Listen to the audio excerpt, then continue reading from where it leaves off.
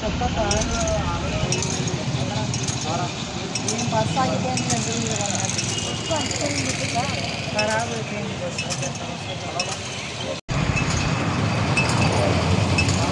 మా పేరు ఆత్మకూరు. మేము కర్నూలు నుంచి ఆదోని పోతున్నాము, ముంబై వెళ్ళాలా. ట్రైన్ మిస్ అవుతుంది, బస్సు ఖరాబ్ అయిపోయింది. ఎండ అయితే చాలా ఉంది.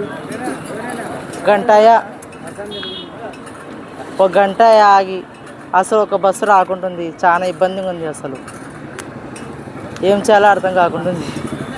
ఆర్టీసీ అధికారులకు ఏం చెప్పదలుచుకున్నారు?